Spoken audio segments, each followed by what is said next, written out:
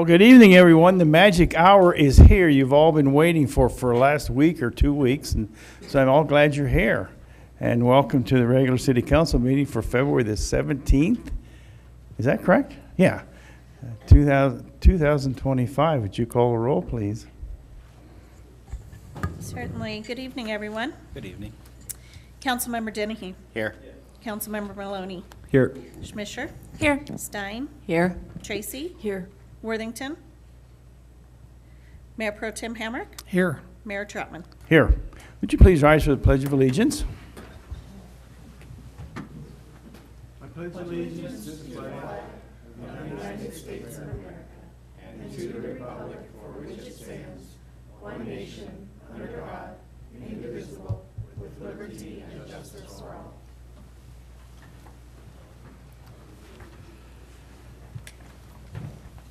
Well, thank you. Is there anyone that would like to speak to council at this time?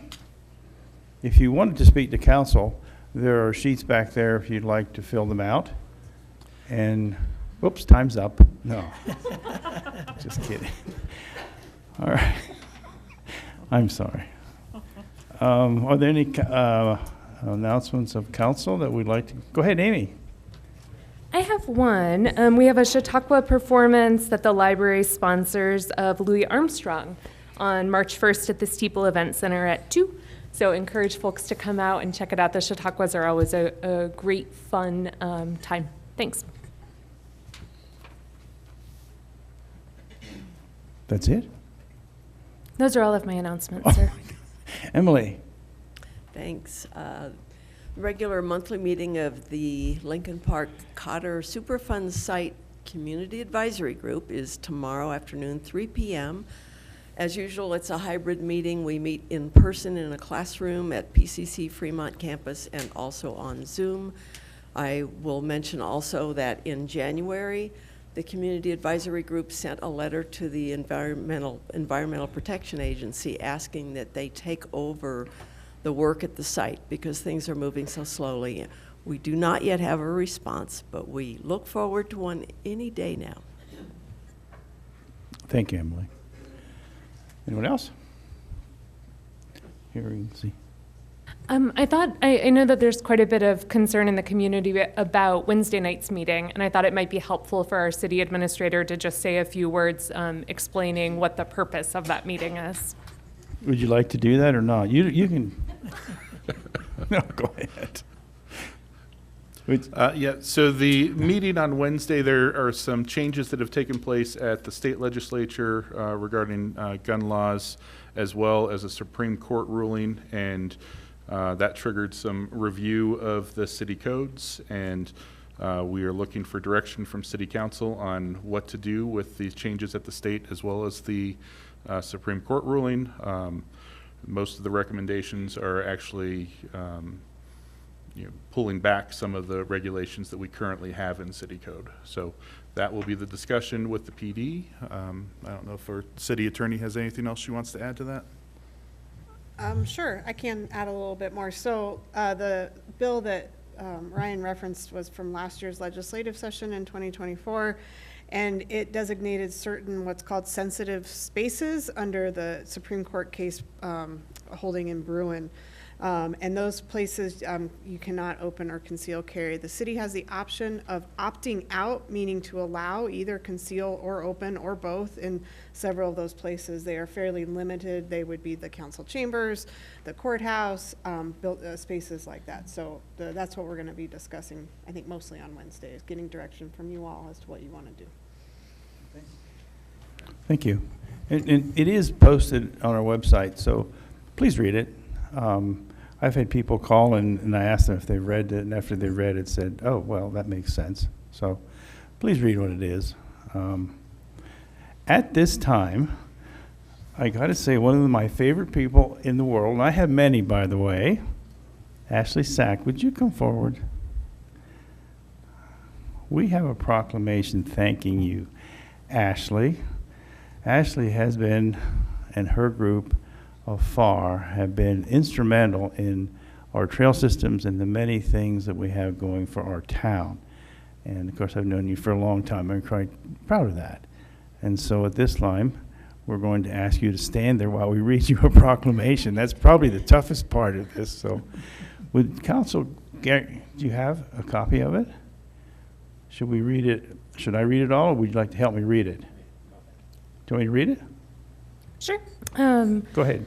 Start. Office of the Mayor proclamation honoring Ashley Sack for her outstanding service to Canyon City.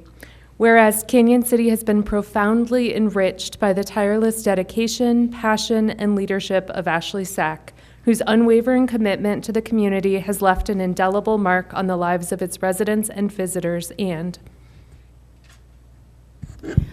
whereas through her vision and hard work as Fremont Adventure Recreation FAR coordinator, Ashley has played a pivotal role in the creation of miles of new trails in the Royal Gorge and South Canyon areas, enhancing our outdoor recreation opportunities and ensuring these natural wonders are accessible for all to enjoy. And whereas Ashley has been instrumental in the development of the critical linchpin, creating a seamless and transformative pathway that links our beloved landmarks and strengthens the bond between our city and its surrounding landscapes. And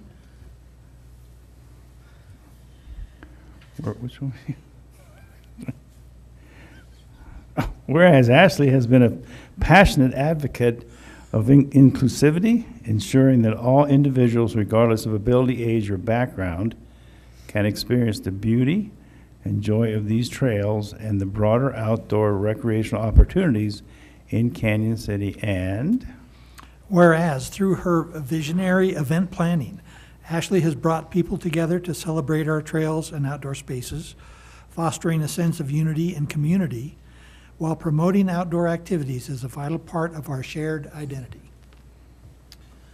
Whereas Ashley has worked tirelessly to highlight the economic potential of trails and recreation, recognizing the role they play in drawing tourism, fostering local businesses, and enhancing the quality of life for residents. And whereas through countless hours of unpaid service in a wide variety of volunteer positions, Ashley has made Canyon City a better place to live, work, and play, improving not only our trails but our sense of community, our local economy, and our collective spirit. And whereas as Ashley embarks on an exciting new adventure as a high school Spanish teacher, we celebrate the impact she has had on our community and the lasting legacy of her efforts in advancing outdoor recreation, economic development, and civic engagement.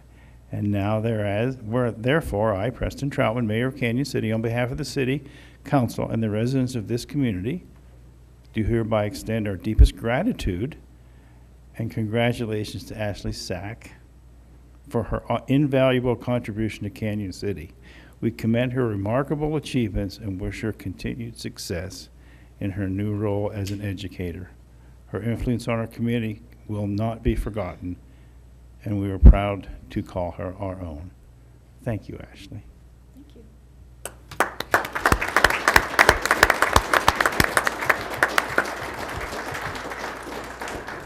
Of course, this requires at least a 20-minute speech, but Oh, great. no. In Spanish? You probably couldn't you, in Spanish? So that wasn't one of my better classes in high school. So again, thank you. You've been wonderful for our community and a good friend. So thank you so much. Could we stand down front and take a picture with Ashley? Come on up.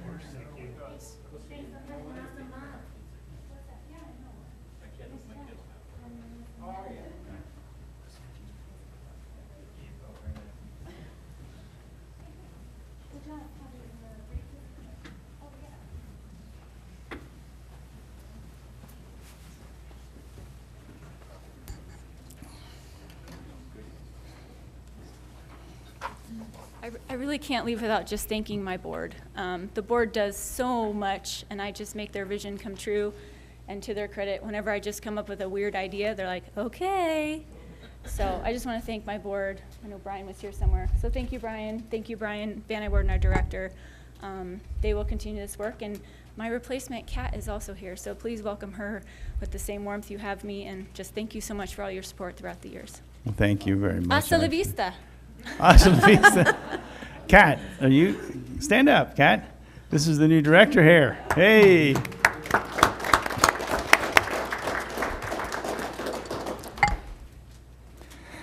Okay, let's have our Butch Bachelor come forward with employee recognitions. This is also another fun part of our meeting, so would you take it away? Mayor, Mayor Pro Tem, council members, other distinguished participants at the dais.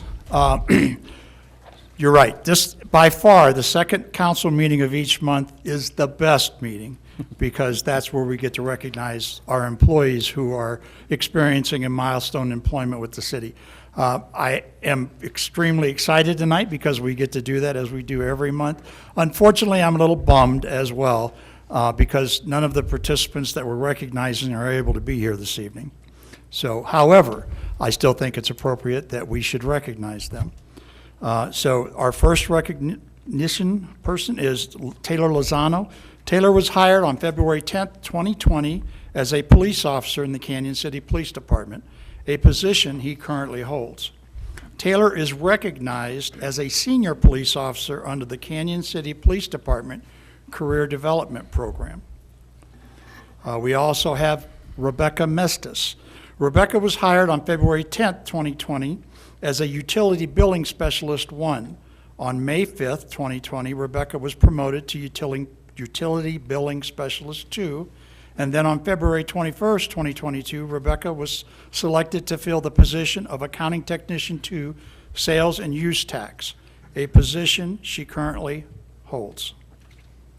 And then lastly, we have our grant specialist. Brandy was hired on February 19, 2020 as the City of Canyon City's grant writer, a position she continues to hold, and this was Brandy Sheets. And luckily, we have her department head here, and I'm going to give him an opportunity to say a few good words about Brandy.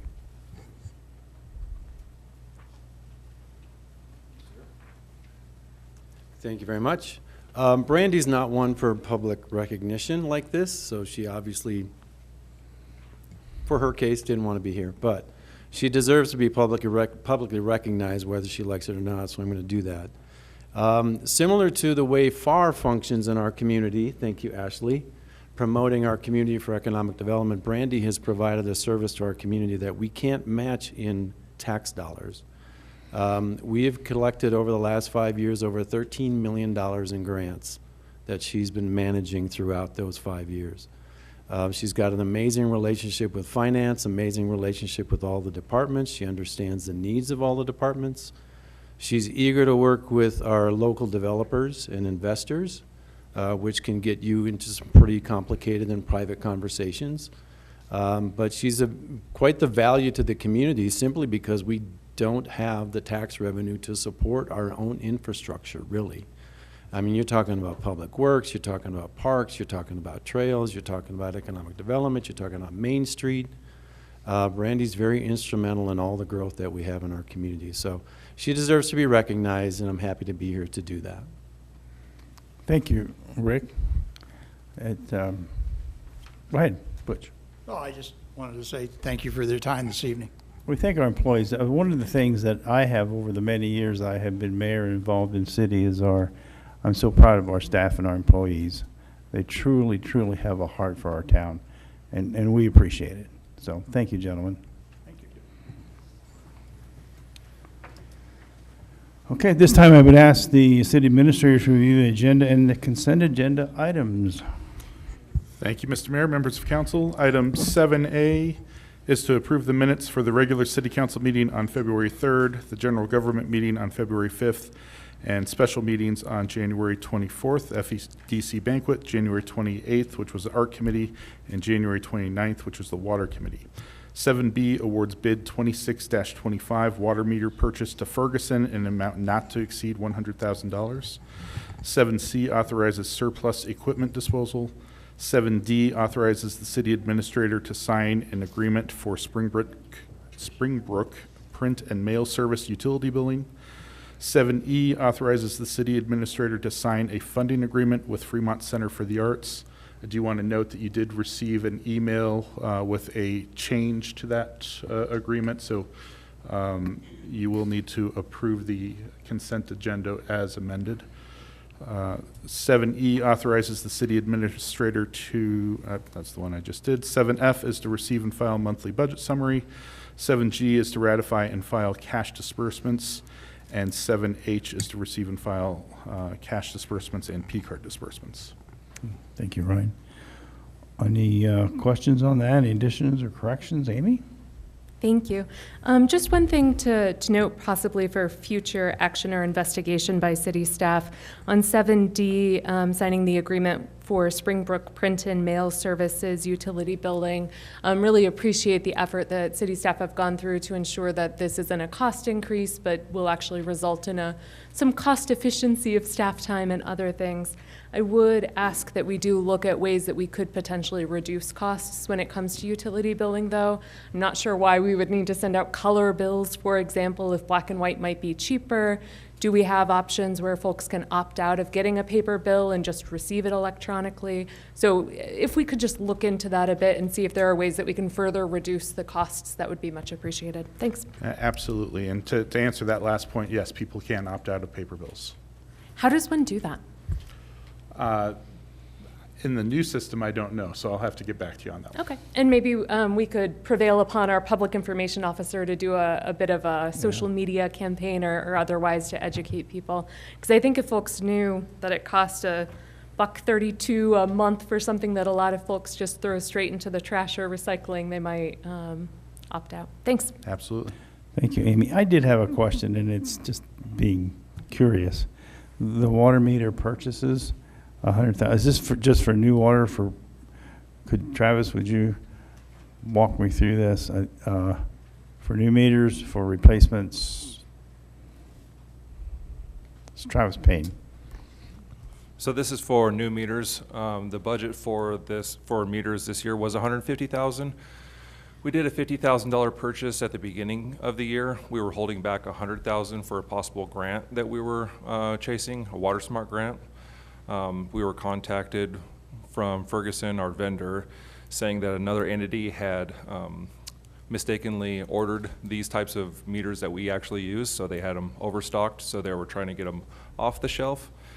So they offered to sell them to us at a 23% discount, roughly $400 to roughly $300 per meter.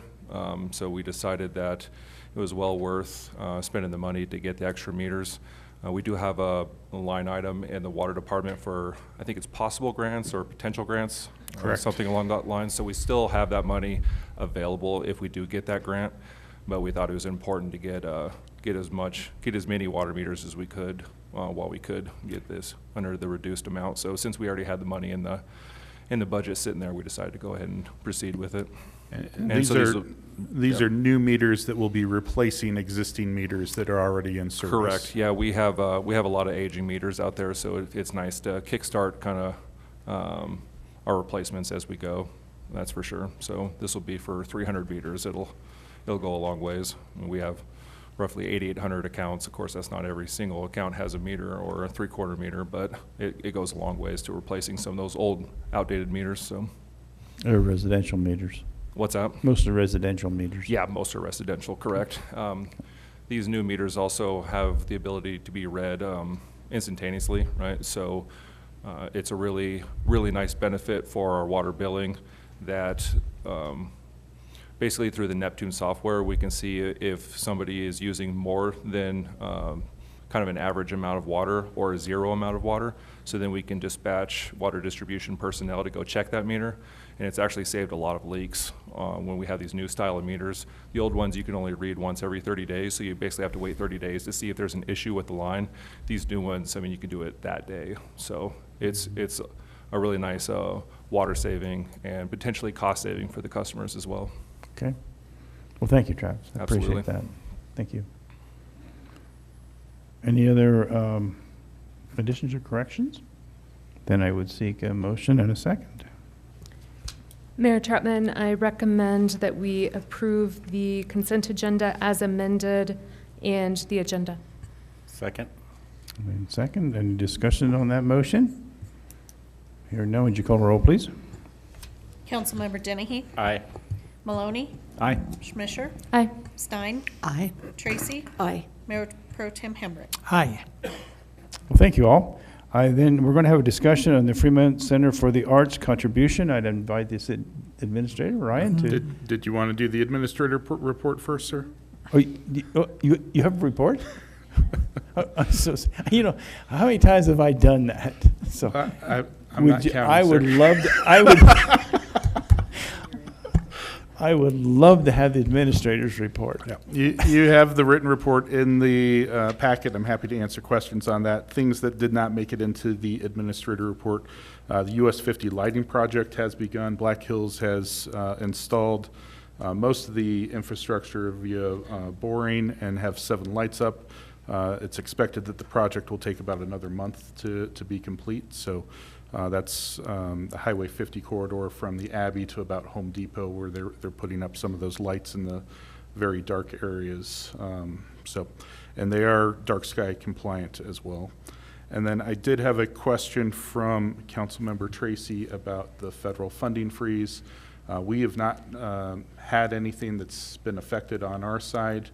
Most of our grants have already been awarded. We've not received any word that there's going to be anything that's going to affect that. I would, be cautious about grants that we're applying for. That, those funding opportunities may dry up going forward. But everything that's been awarded, we're continuing to move forward. We haven't received any word on any freezes for those funds. And happy to take any other questions. Any questions on council? Amy? Thanks.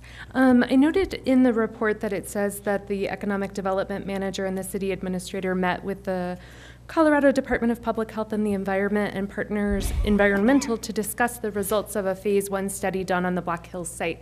Wondering if you can give us an update on where we are with the Black Hills Clark Station property acquisition. Thanks. Yep. So Black Hills, from a Phase 1 standpoint, we've gone through that.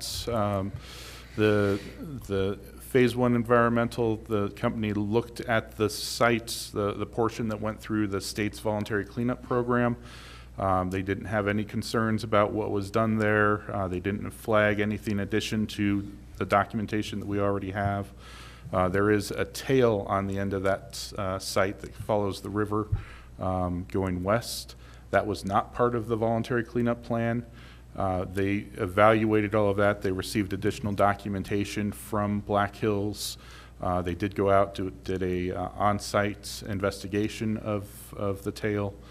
They did note that there was one area where it looks like there was some soil disturbance for bank stabilization.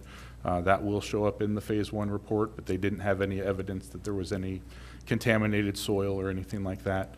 We're going to be marking that in the city's asset management tracking system as well, so that if there are future projects that go out there, maybe additional bank stabilization in the future, that it will be marked, in the event that myself or Leo Evans, our Public Works Director, staff changes over. We want to make sure that it's marked for future staff as well. From a process standpoint, Black Hills is currently in the subdivision process for the property. I believe they gave Patrick the additional information that he was looking for the referral last week, and that's back out for referral. Is that correct, Patrick? Yes. So we're in the process waiting for those questions to be answered, or for the referral agencies to make any additional comments. And then once it's subdivided, they can submit it to the PUC, the Public Utilities Commission. They need to bless the sale of the property. So that has to go through a regulatory process. Does that mean that CDPHE has found that for that tail portion, it'll be under the same parameters as the rest of the site in terms of being able to go 3 feet down and et cetera? That tail will not actually fall under the materials management plan. That would be separate. We are going to, like I said, we've marked it so that if there is future soil disturbance, we know to keep an eye out in that area if there is future bank stabilization there. But it does not fall within the materials management plan. So it doesn't require anything further from CDPHE? It does not. Wonderful. One other question, if I may, Mayor Chapman. Oh, go ahead. Thank you. I'm wondering if you could give us an update on Rhodes Avenue. Currently, East Main is still blocked, and obviously that continues to be a detriment to the businesses and residents in that area. So do we have a timeline on when that might be unblocked? Thanks. I see our Public Works Director sitting in the audience, so I'm going to pull him up to talk about Rhodes Avenue. And while he's coming up, just a further question on the Clark property. There's a phase one that's been done. Oftentimes, if phase one finds environmental concerns, there's a trigger for phase two assessments, but that has not been triggered. We are not going to a phase two. The purpose for the phase one is to protect the city's status as a bona fide purchaser, so that we are eligible for any additional cleanup funds in the future. But no phase two has been No noted additional by that. phase two has been done. That's Thank you. correct. Good evening, Mayor, Council. We'll actually be meeting with Atmos Energy tomorrow at 8 to get an update on that project. The last I heard, they were supposed to grout one of their holes this week and then reattempt the drill again, I believe, this week. So we'll find out for sure tomorrow and let you all know what we find out.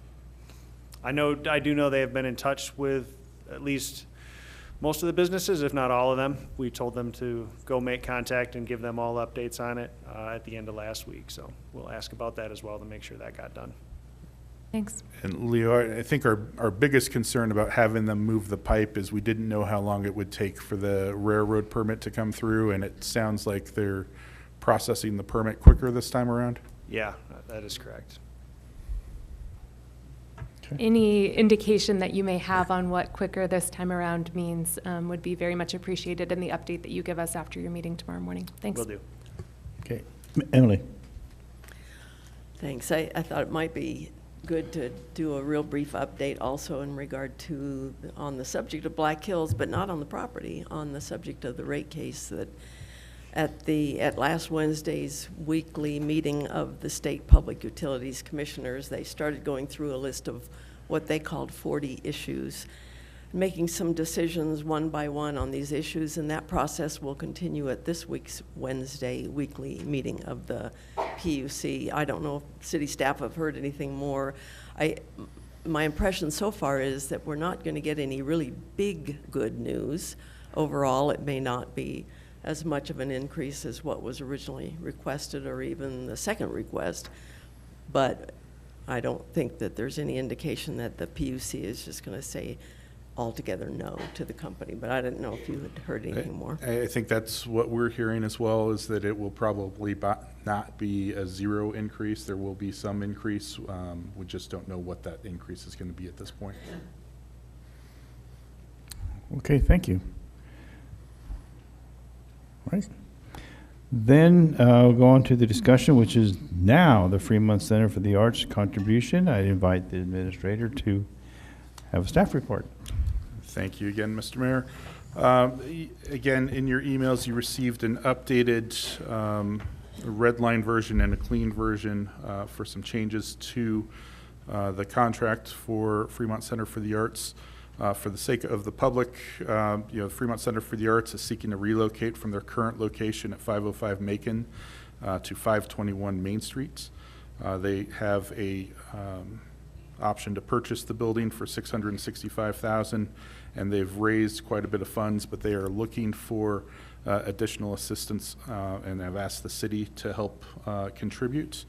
What we have discussed as a city is a $100,000 contribution with a lien on the building, so that if the building were sold in the future, that the taxpayers would get their $100,000 back.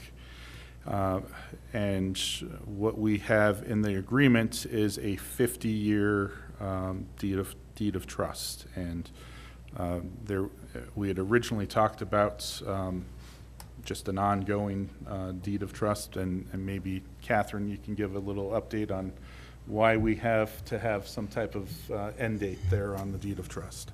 My concern is there's an archaic rule called the rule of perpetuities. I'm sure some of you have heard of it. It limits the time frame that someone can have an interest like this in property. It's 21 years past the date of the death of the person who has the interest, but of course, city never dies.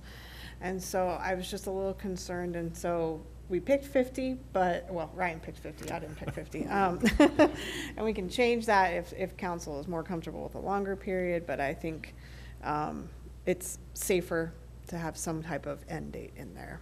So I'm happy to answer any questions. Any questions? And we did, I met with some of the folks here in the audience this morning from FCA regarding that 50-year time frame, and it does sound like their board is comfortable with the 50 years. Would one of you from the board like to step forward and introduce yourself, or? Kathy, yes. Come on down. I vote John. Okay, well, we'll get John over here then. First of all, I'd like to thank you all. This has been in the works for quite some time, and a lot of blood, sweat, and tears have been put into this, and so you're going to be the finale to bring us to the fruition of stabilization, hopefully. So thank you from the bottom of my heart, and the board as well. Good. Yeah, I'm anxious to see you downtown. I think it'd be a great addition to that. It'd be a draw for people. That's what we want. Right. People to come down and see our beautiful downtown. So we thank you. So, and the members of the board that were persistent and consistent. Okay. Do we have to approve that, or Yes, sir. If you have any discussion, and then you would need to vote to approve the agreement. Oh, by golly, there it is in red ink. Huh? And authorize your signature Yes, sir. I think it's actually set up for the mayor's. Is it for the mayor? for the mayor. Oh, I will sign that. I'm sorry.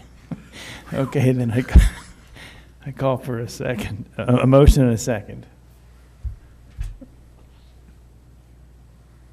Second? We have to make the motion. Make the motion. Come on, Andrea. I move that we accept this as written. I'll second. As amended? As amended. As amended. As amended. Yes, Okay, there is thank you. change. As As amended. amended. I'll second, as Is there a amended. second? Any discussion on that motion? Hearing none, would you call the roll, please? Councilmember Dennehy? Aye. Maloney? Aye. Smisher? Aye. Stein? Aye. Tracy? Aye. Mayor Pro Tem Hamrick? Aye. Thank you. Thank you so much. So, all right, let's move on to the introduction and first reading by title only of Ordinance 02, Series 2025, an ordinance of the City of Canyon City imposing a temporary moratorium for 6 months in duration on the processing and approval of any application for a special use permit to allow for a cemetery and directing the study of whether private cemeteries should be permitted within the city and the necessity of use-specific regulations. Would you address that, Ryan? I will actually have our city planner, Patrick Mulready, Oh. give a quick staff report, and then we can discuss. Hi, Patrick. Good evening, Mr. Mayor, members of council. I'm hoping to avoid any of the obvious puns in this undertaking. You're going to take the fun out of it, aren't you? No, go ahead. So, recently I was contacted by a citizen who was interested in locating a family funeral plot, a cemetery plot on their land. There are only 4 districts in the city, where 4 zone districts, where there is even a pathway to allow for a cemetery. Those zone districts are RL, R1, R1A, and OPR, Open Space Parks and Recreation. What we lack are any kind of guidance as to standards associated with a cemetery. And what concerns me is that in my conversations with my counterpart at Fremont County, they have also been receiving a number of these requests recently. So I know they are reaching out to the county coroner about this. I would also like to reach out to the county coroner and maybe CDPHE regarding the development of some standards that we could apply to this if this is going to become a thing in the future. How would we go about this? How would we go, what standards do we need to apply for the internment of bodies, for public health and safety reasons? So what we're asking that we have a 6-month pause on the acceptance of such applications. And I would hasten to add, we have not yet received any applications for cemeteries at this point, but I'm anticipating that there is an interest out there, and I'd like to have the tools in place to be able to appropriately evaluate these when we do start getting such requests. The interested party that brought it to our attention is not in a zone district that allows this, so they would not be able to submit an application for the land in question, just so council's aware. They have also talked with me about a rezoning too. Well, just from my business would be concerned that how do you sell a property with a bunch of tombstones on it, and in case that's what it is? I don't mean it was unfrivolous about that. I did sell a property once with a small cemetery on it, and there was no notification. They were there. There was no recording. There was no public notice that something had occurred. So maybe that is, go ahead, Kathy. Yeah, so there are state laws that actually require an affidavit to be recorded, and it's got the longitude and latitude now. And I think, that's not, I don't want to speak for the county coroner, but I know that from my county clients, that's a very important aspect of the process. And of course, this is more common in counties where properties are larger.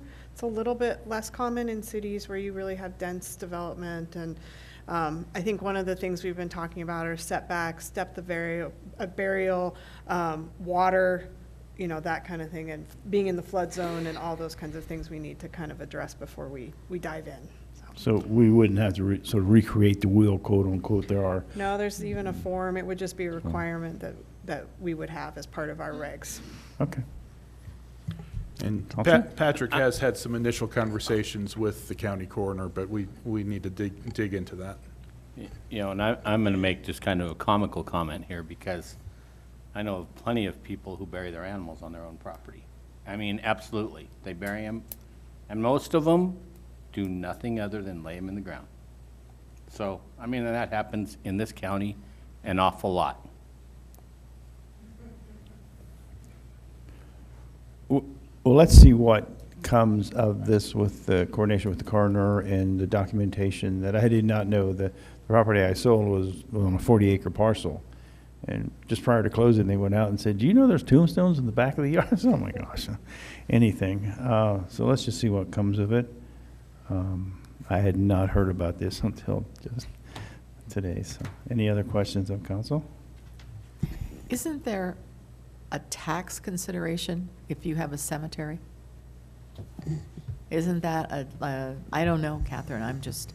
No, that's not that you mean like property tax? Right. Isn't there some, if you have an official cemetery on your property, you can't have a special tax break for that? Not that I am aware of. I am not aware of any special tax exemptions for properties that have a cemetery on them. Thank you. Well, that might be interesting. That wouldn't be something to ask the assessor. Well, I suspect a lot of cemeteries are either owned by governments or nonprofits, and they would automatically be tax exempt due to the ownership, not the use. So that may be what's happening. Yeah. Okay. There's a lot of humor here. I'm sorry. I'm going to not go any farther. So, any other questions of council? And if not, then I would look for a motion and a second. John. Mr. Mayor and Council, I move to approve ordinance number 2, series of 2025 by title on first reading and set second reading for March 3rd, 2025. Second. Second, Emily, thank you. Any discussions on that motion? If not, would you call roll, please? Councilmember Dennehy? Aye. Maloney? Aye. Schmisher? Aye. Stein? Aye. Tracy? Aye. Mayor Pro Tem Hamrick? Aye. In that case, there's no more business for this evening, so we are now adjourned. Thank you.